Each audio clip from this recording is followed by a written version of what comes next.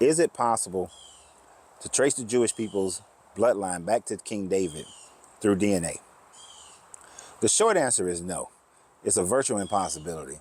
And the main reason why it's a virtual impossibility, because we have no human remains of King David. No human remains whatsoever. And in order to trace DNA, you have to have human remains and be able to test that DNA and then compare it to other people's DNA to be able to determine if King David was your great grandpappy. So like I have a third great grandfather, Jack Reed. If I went to his gravesite and dug him up and then tested his DNA against mine, then yes, we can see that was my grandfather.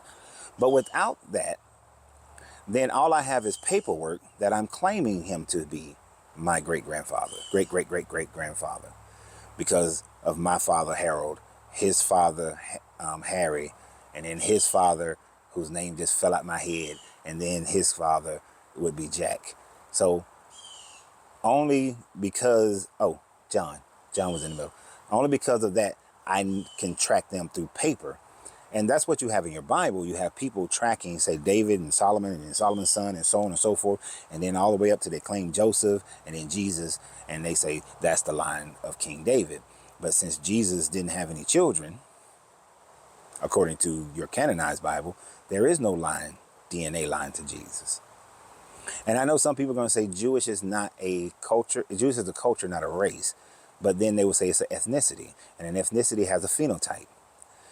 But that area to which Israel exists in and has always been a part, well, that area was a huge area where it was conquered so many times by so many different people that it would be virtually impossible to trace a certain group of people to be the phenotype of David.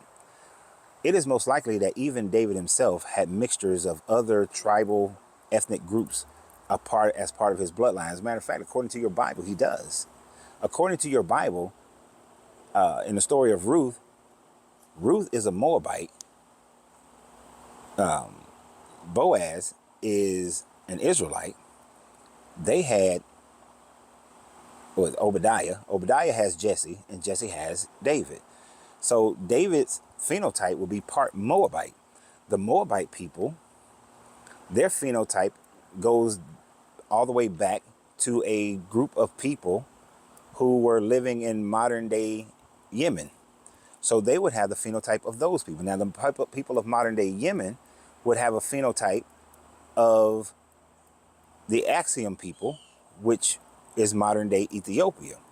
The Ethiopians will have a phenotype of the South Sudanese people, the Cushite people. So they would have Cushite phenotype.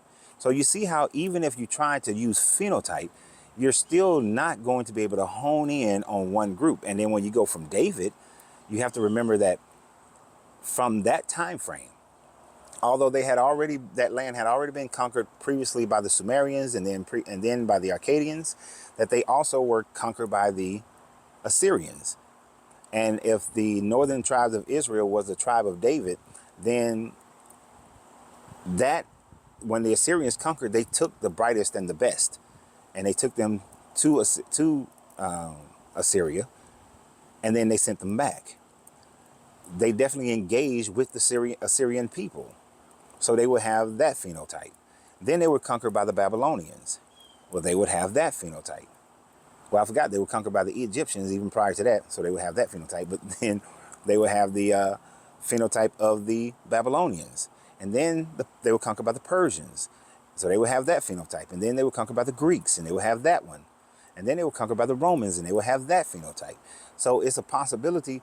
So all these people have intertwined with one another so many times for hundreds of years at a pop for each different group that controlled that region of land, that they would have multiple phenotypes. And then that's not even including the fact that they were trading with the Phoenicians. They were trading with the Crotons and the people from Crete, and they were trading with all these other Mediterranean people, and they all lived near each other. So how many other phenotypes became part of the DNA that would have been David, that would have been all of his descendants? So to be able to hone in on one would be a virtual impossibility. Now, what we do today when it comes to DNA and phenotype is we say that, well, the majority of Greek people today have this particular phenotype, which they are a whole mixed bag unto themselves as well. And the people in Israel have this phenotype. When we look at a one person, we see that, oh, they have a mixture of these different ones. Well, we know this one is predominantly in the Greek people, and this one is predominantly in the Arab people, and this one is predominantly in these people. And so they hone in and say, well, this must be. And they get a bunch of people, and they get a whole bunch of them. And they say, well, this one must be the phenotype of the original Israelite people. But because we can't test Assyrians, we can't test Babylonians, we can't test all the Axiom people and all these other ancient people, because we don't have the bodies to do so, we have absolutely no idea. No idea. It's just a best guess, but it's not a direct descendant. So that's the long answer to no. We cannot connect any group of people 100% certainty to any other ancient people. The closest that we can probably get, well, let me put it like this. The purest people on the planet in bloodline and phenotype would be the people of the Sentinel Islands. You can definitely be able to track theirs. They would be the purest.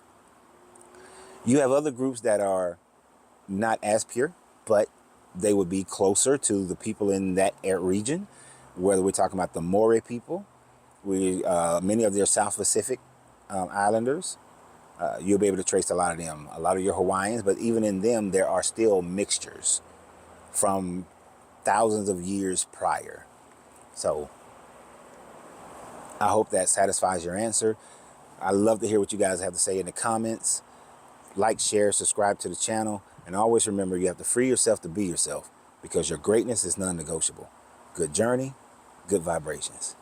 Damn, starting to look a lot like my daddy Harold Reed right there.